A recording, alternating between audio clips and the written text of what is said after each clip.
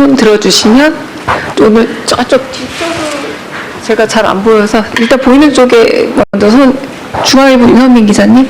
네. 우리가 기자회 간담회를 자주 해야 될 것 같아요. 손 드시는 게 너무 많은데 원래는 없어야 되는데. 네, 말씀하십시오. 예, 중앙일보 윤성민입니다. 그 트럼프 대통령과 그 북핵 문제에 대해서 대화를 나누셨다라고 말씀을 하셨는데, 그 북핵 문제 해결을 위해서는 북미 대화가 필요하다라는 얘기도 나오고 있습니다.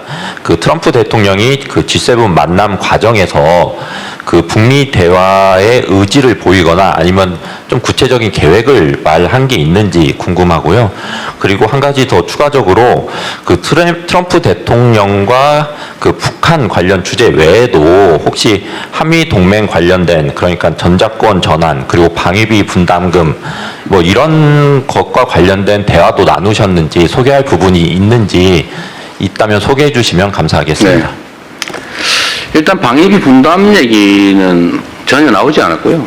지금도 충분히 분담하고 있는데 뭘 추가 분담하냐는 게 제 생각이고, 미국 측도 대선 이후에 대선 선거 과정에서 그 얘기가 있었는데, 한국군의 주한미군에 대한 방위비 분담금을 10배로 받겠다 이런 얘기를 했는데, 그 취임 이후에는 전혀 그 얘기를 하지 않고 있습니다.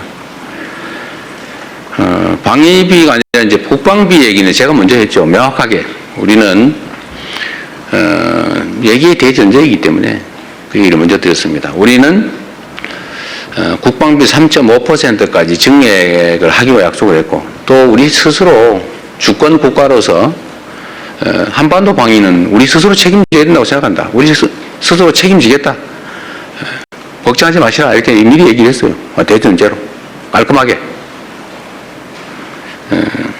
그럼 모든 문제가 해결되죠. 우리가 우리 돈 내면서 우리 방위를 우리 스스로 책임질 건데, 전시작전권 미국이 왜 갖고 있습니까?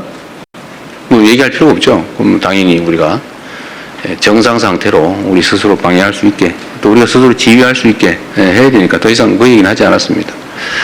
자, 저번 한미 정상회담에서도 전시작전권 반환 얘기는 일부러 안 했어요. 너무 당연한 거니까. 실무적으로 협의가 되고 있었고,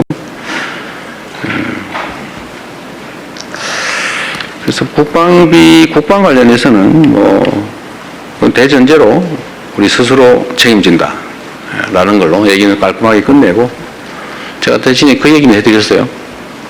그래서 그랬더니 주한미가 45,000명 그러시길래 아닙니다 이러면 또 화날 수 있잖아요.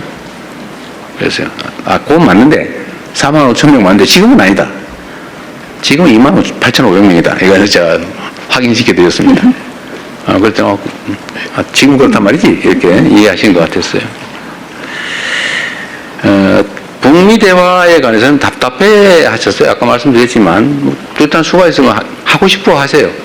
북미 대화를. 지금은 이제는 김정은과의 대화를 해야 되겠다는 생각을 가지고 계셨습니다. 가지고 계신데, 그럼 어떻게 구체적으로 이 점에 대해서 답답해 하세요. 저한테 방법이 뭐냐 이런 것도 물어보셨습니다. 제가 말씀드린 건 그래서 그 얘기를 한 거죠. 결국 북핵 문제다. 체제 안전의 문제다. 그리고 이게 지금 같은 방식으로는 해결이 되지 않는다. 제재와 압박이 효과가 없다 이제는. 그 이전에도 국제사회가 봉쇄하고 제재했지만 결국은 지금까지 오지 않았냐.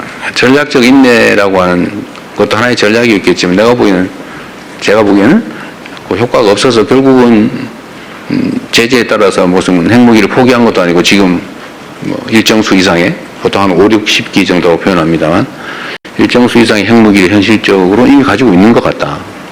다 그렇게 인정하지 않냐. 끊임없이 1년에 10개에서 20개 정도 핵무기를 만들 수 있는 핵물질을 계속 생산해내고 있다. 다 알고 있지 않냐 우리가. ICBM 기술도 계속 재진입 기술 정도의 마지막 단계까지 거의 다 가고 있다. 그래서 이렇게 되기 전 단계에서 뭔가 현실적인 조치를 했어야 된다는 말씀을 계속 반복해서 하셨고, 그래서 이제는 늦었다. 이제는 현실적으로 물리적으로 막을 수가 없다. 근데 지금은 상황이 더 어려워진 것이 러시아 우크라이나 전쟁 때문에 북러 간의 군사 협력을 하면서 매우 제재의 실효성이 떨어졌다. 그래서 그랬더니 그분이 그러시더군요. 아니 러시아도 상황이 어려운데 뭐 북한에 그렇게 많은 도움을 줬을까요? 그러길래 북한 경제는 요만하고 러시아 경제는 이렇게 크기 때문에 러시아가 조금만 도와줘도 북한에 크게 도움이 된다. 그래서 지금 현재는 북한이 작년 경제 성장률이 사상 최고였다. 그랬다고 합니다. 작년에 북한의 경제 성장률이 사상 최고였대요. 그래서 뭐 여러분이 쓰신 기사에도 나오던데 무슨 뭐 고급 무슨 소비재 시장을 뭐 열어주겠다 뭐 그런 얘기도 했다고 하는 얘기가 있던데 지금 그렇게 러시아와 저 국경이 완전히 열려서 이제는 국제 제재가 의미가 없다. 그러니까 이제는 핵물질 추가 개발 또는 미사일 추가 개발 뭐 이런 거를 중단하는 것 가지고 협상을 해야 될 때가 됐다고 보여진다. 더 확산되지 않게 하는 게 이익이다. 지금 제재가 거의 실효성이 없다. 라는 말씀을 드렸고 그 점도 많이 공감을 하셨어요. 구체적으로 그럼 어떻게 해야 되냐는 의견도 저한테 물어봤는데 우리로서는 방법이 지금 모든 게 다 차단됐기 때문에 제한도 할 수 없는 상태다. 미국과 북한이 대화할 수 있는 유일한 상대라고 보여지고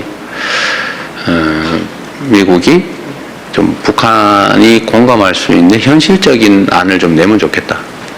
그리고 미국의 제야 군사 전문가들의 의견도 좀 참고할 필요가 있겠다 이 말씀을 드렸습니다. 지금 미국의 제야 군사 전문가들이 현실성 있는 협상을 시작해야 된다 이런 지적을 하고 있어요.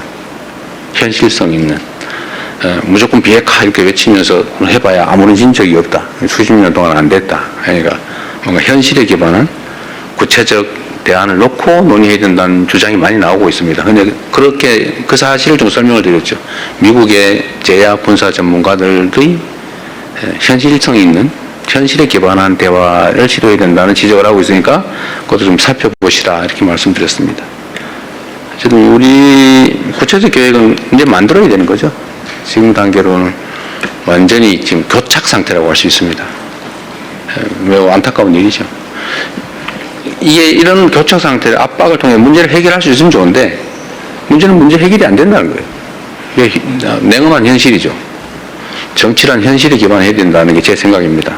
이상적이고 가치에 기반한 우아한 멋있는 주장을 하는 것도 중요한데 주장하면 뭐 하겠어요. 상황이 더 나빠지는데. 그럼 무책임한 거죠. 자칫 잘못하면. 우리 정치에도 그런 일이 많은 것 같습니다. 그냥 무책임하게 결과에 책임도 못 지면서 말은 멋있게 하는데 상황을 점점 나쁘게 만드는 거죠.